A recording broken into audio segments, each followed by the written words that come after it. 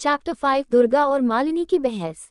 कांच का गिलास सिर पर फेंककर मारने से मालिनी जमीन पर गिर गई थी। ये देखकर माहिर ने फिक्र जताते हुए कहा, मालिनी, तुम ठीक तो हो ना? चोट तो नहीं आई तुम्हें? मालिनी ने उठकर बैठते हुए कहा, मुझे बहुत दर्द हो रहा है। किसने की ये हरकत? मालिनी ने चीखते हुए पूछा। तभी दुर्गा की आवाज आई, मैंने किया है ये। दुर्गा ने इस समय एक रेड कलर का शॉर्ट ड्रेस पहना हुआ था जो उसे बहुत ही हॉट एंड बोल्ड लुक दे रहा था। उसने हल्का सा मेकअप कर रखा था और बालों को खुला छोड़ा था। मालिनी ने दुर्गा को देखकर हैरानी से कहा, दीदी, आप यहाँ पर? आप वापस कैसे आ गई? दुर्गा ने मालिनी की तरफ बढ़ते हुए कहा, मैंने सुना कि तुम आज मेरे मंगेतर के साथ सगाई करने जा रही हो, इसलिए मुझे लगा कि मुझे यहाँ आकर तुम्हें एटलीस्ट कंग्रेचुलेशन तो बोलना ही चाहिए। पर शायद तुम मेरे आने से खुश नहीं हो। क्या तुम नहीं चाहती कि तुम्हारी बड़ी बहन तुम्हारी सगाई में शामिल हो? दुर्गा के चेहरे पर गुस्सा साफ नजर आ रहा था। उसके चेहरे पर काफी कोल्ड लुक था। मालिनी ने अपने मन में सोचा, ये हो क्या रहा है? ये यहाँ कैसे आ सकती है?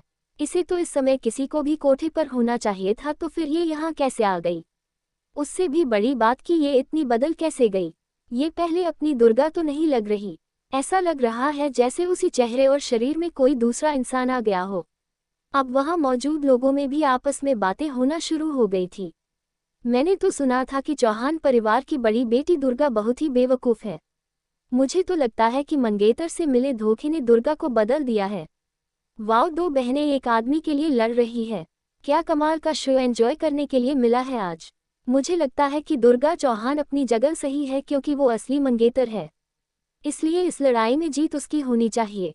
लोगों की ऐसी बातें सुनकर मालिनी ने अपने मन में सोचा, क्या हुआ अगर वो असली मंगेतर है तो?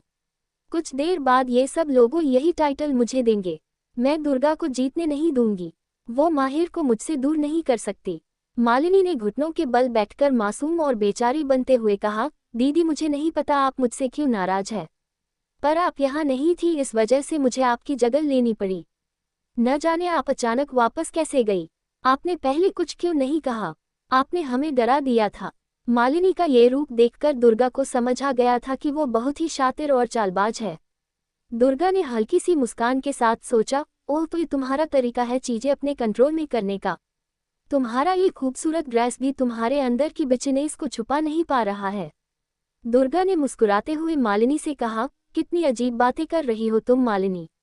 मैं यहाँ पर नहीं थी, इसलिए तुमने मेरी जगह लेकर मेरे मंगेतर से सगाई करने का फैसला कर लिया। सगाई के वक्त तक मेरा इंतजार तक नहीं किया।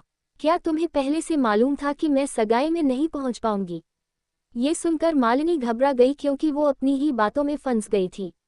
मालिनी ने घबराते हुए कहा, नहीं नहीं दीदी, मेरा ये मतलब बिल्कुल नहीं था। आप मुझे गलत समझ रही हैं।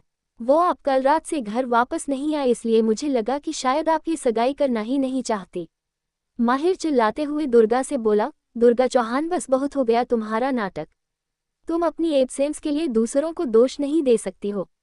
पहले तो तुम खुद सगाई से गायब हो गई और अब तुम मालिनी की जगह लेकर मेरी मंगेतर बनना चाहती हो।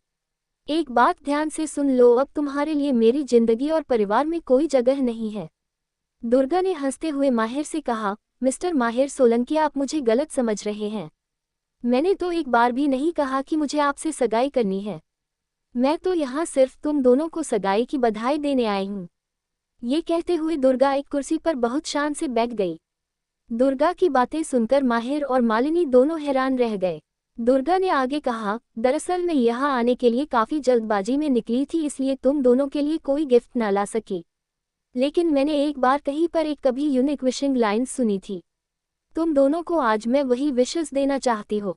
A prick and a bitch, what a perfect match, I wish your luck for marrying a slut. Durga की ऐसी लाइन्स सुनकर मालिनी और माहिर का पारा और ज्यादा हाई हो गया था।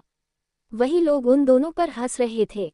कुछ लोगों का तो ये भी कहना था कि मालिनी के साथ जो हो रहा है वो सही है, क्योंकि उसने अपनी बहन का मंगेतर चुराया है। लेकिन मालिनी इतने में हार मानने वाली नहीं थी। मालिनी आंखों में आंसू भरकर बेचारी बनते हुए दुर्गा से कहा, दीदी, आप मेरे बारे में ऐसा कैसे कह सकती हैं? आपने खुद कहा था कि आप माहिर से शादी नहीं करना चाहती हैं, इसलिए मैंने आपकी जगह ले ली ताकि आप खुश रह सके, और अब आप खुद मुझे दोष दे रही हैं।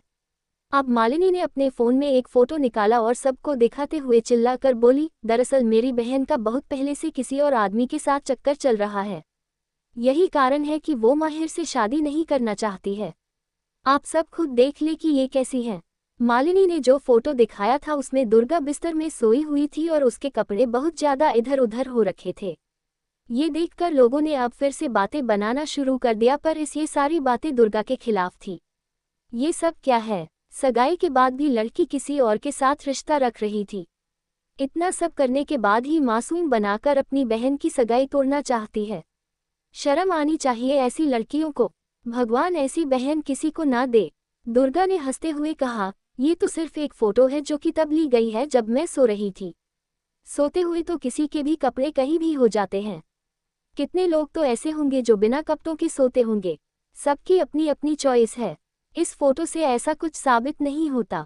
मेरी बहन की आदत तो बचपन से है चोरी चोरी मेरी फोटोज लेने की, इसलिए मैंने सोचा कि क्यों ना इस बार मैं इसकी कुछ पिक्चर्स ले लूं, ताकि मेरी बहन को भी पता चली कि जब चोरी चोरी पिक चली जाती है तो कैसा लगता है।